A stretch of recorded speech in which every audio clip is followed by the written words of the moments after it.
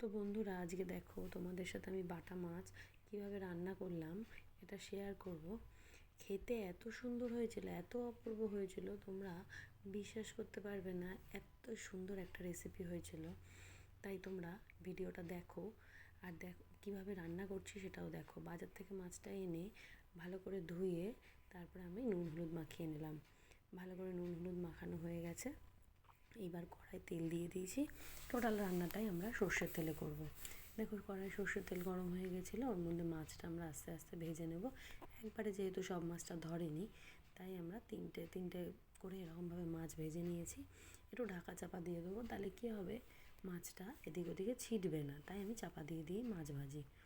দেখো মাছটা সুন্দর করে ভেজে থালার মধ্যে উঠিয়ে নিয়েছে। এই মাছটা একটা দারুণ পদ্ধতিতে আজকে রান্না করব, খেতেও হবে খুব সুন্দর। এত সুন্দর রেসিপিটা হয়েছিল, মানে তোমরা বিশ্বাসই করবে না যে এক থালা ভাত এই রেসিপিটা দিয়ে সুন্দর খাওয়া হয়ে যায়, আর কিছুরই দরকার হয় না। তাই দেখো 1 চামচ মতো সর্ষে নিয়েছি, কালো সর্ষে। এটার মধ্যে আমরা দিয়ে দেবো হচ্ছে একটু টমেটো। টমেটো দিয়ে দিচ্ছি। এবার দেবো হচ্ছে একটা লঙ্কা। যেহেতু আমার ছেলে খাবে, ঝালটা খেতে পারে না, তাই কি করব, আমি একটাই লঙ্কা দিলাম। তোমরা কিন্তু এখানে 2-3টে লঙ্কা দিয়ে দারুণ ঝাল ঝাল বানাতে পারো।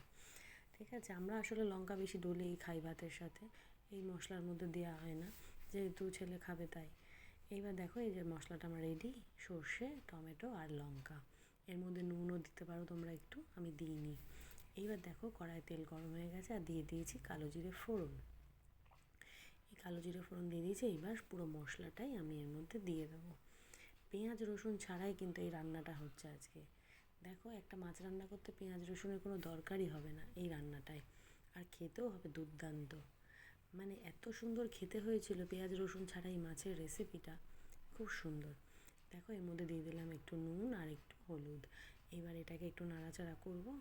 করার পরে এটা দিয়ে অল্প অল্প তেল ছাড়লে তখন আস্তে আস্তে জল দেবো, মাছ দেবো।